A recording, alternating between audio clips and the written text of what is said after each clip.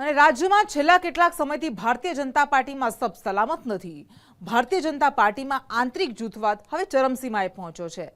એ સૌરાષ્ટ્ર હોય કે ઉત્તર ગુજરાત, ભાજપ નેતા સામે ભાજપ નેતાઓનો વાદ દિવસે ને દિવસે વકરી રહ્યો છે.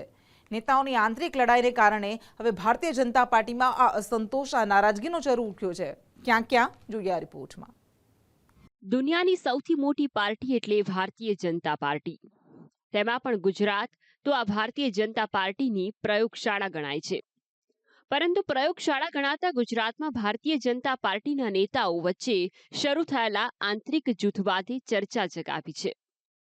જેમાં સૌથી પહેલા વાત એશિયાના સૌથી મોટા ઊંઝા માર્કેટિંગ યાર્ડમાં ભાજપ નેતા સામે ભાજપ નેતાના જામેલા જંગની. ઊંઝા એપીએમસીમાં ચૂંટણી યોજાઈ રહી છે, જેમાં ભાજપના જ 3 જૂથ આમને સામને પડ્યા છે. એક બાજુ છે ધારાસભ્ય કિરીટ પટેલનું જૂથ, બીજી બાજુ છે પૂર્વ મંત્રી નારણ પટેલના પૌત્ર અરવિંદ પટેલનું જૂથ અને ત્રીજું છે પૂર્વ ચેરમેન દિનેશ પટેલનું જૂથ. મહત્વનું છે કે આ ચૂંટણી ભાજપે મેન્ડેટ આપ્યા બાદ ત્રણેય આગેવાનોના જૂથે પોતપોતાની ઉમેદવારી નોંધાવી છે. હાલ મળતી માહિતી મુજબ સોમવારના મતદાન પહેલા ધારાસભ્ય કિરીટ પટેલ અને પૂર્વ ચેરમેન દિનેશ પટેલ પોતાના મતદારોને અજ્ઞાત સ્થળે ખસેડ્યા છે, જે સોમવારે સીધા તેમને મતદાન મથકે લાવશે. બીજો વિવાદ છે મોરબી જિલ્લાના ભાજપનો, જ્યાં એક કાર્યક્રમની પત્રિકામાં નામ ન છાપતા વિવાદ શરૂ થયો છે.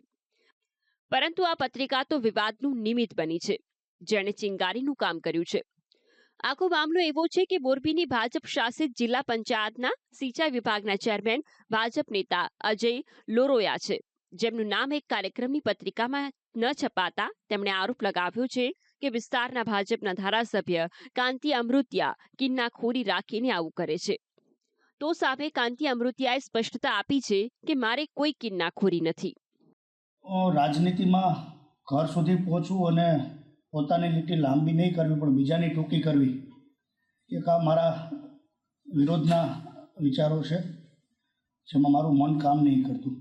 પણ જે આજે સવારે જિલ્લા પંચાયતમાં લોકાર્પણનું કામ હતું અને મારું નામ નથી, તો હું તો સ્વાભાવિક એવું માનું છું કે આ કિન્નાખોરી કહેવાય. જે રાજકારણ છે ચરમસીમાએ જઈ રહ્યું છે, કે અંદરો અંદર થોડોક જૂથવાદ પણ છે અને આખું મોરબી પણ જાણે છે. તો કદાચ હું તો એવું માનું છું કે કદાચ નામ ભૂલથી કદાચ કટ થઈ ગયું હશે, પણ મારા મનમાં એવું કંઈ છે નહીં. મારી કોઈ કિન્નાખોરી જ નથી. એ જિલ્લા પંચાયત સભ્ય એનું કામ કરે, હું મારું કામ કરું. મારે શું કિન્નાખોરી હોય?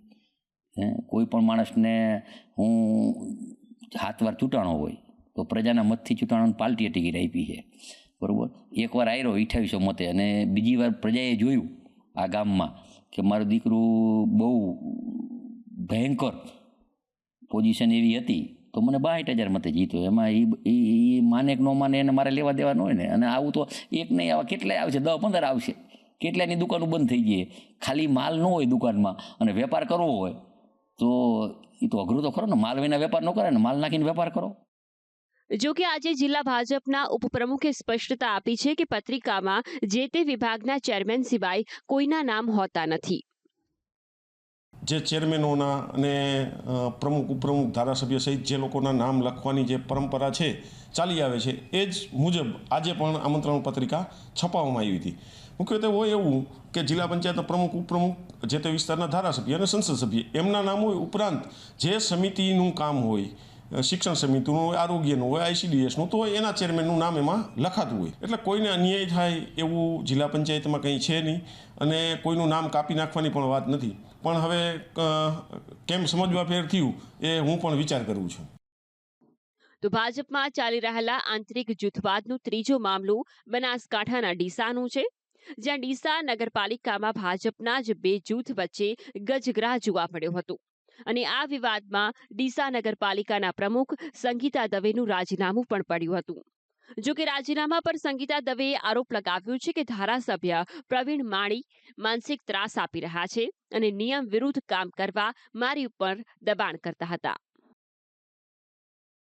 એમને ત્રાસ ખૂબ જ માનસિક એમના જે કામો હતા, ખોટા કામો મારા પાસે કરાવ્યા હતા, એમના અંગત કામો મારા પાસે કરાવ્યા હતા. હું એ કામો કરવા માગતી નથી અને મેં ચોખ્ખી ના પાડી કે હું ખોટા કામો કરીશ નહીં. એ મને ખૂબ એ પ્રમાણે મને દબાણ આપતા હતા અને ત્રાસ આપતા હતા. કયા કામો કરવાની વાત કરતા હતા? એમના અંગત કામો હતા. ટીપી વાળો શું વિવાદ હતો?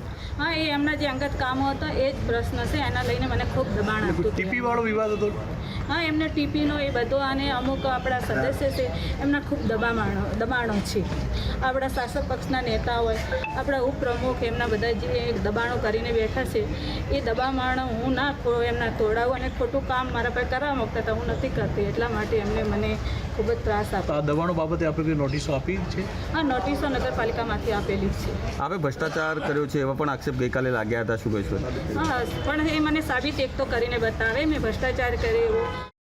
આમ હાલ ગુજરાત ભાજપમાં ઉત્તરથી લઈને દક્ષિણ સુધી ડખા ચાલી રહ્યા છે. શિસ્તબદ્ધ ગણાતી પાર્ટીમાં કાર્યકરો એટલા મોટા થઈ ગયા છે કે હવે તેમના કારણે દુનિયાની સૌથી મોટી પાર્ટી પર છાંટા ઉડી રહ્યા છે. જો કે વર્ચસ્વની લડાઈ તો હજી ચાલુ છે. ત્યારે આ વાદ વિવાદ નેતાઓને નુકસાન કરે કે ન કરે, પરંતુ ભારતીય જનતા પાર્ટીને જરૂરથી નુકસાન કરી રહ્યું છે. બ્યુરો રિપોર્ટ, સંદેશ ન્યૂઝ.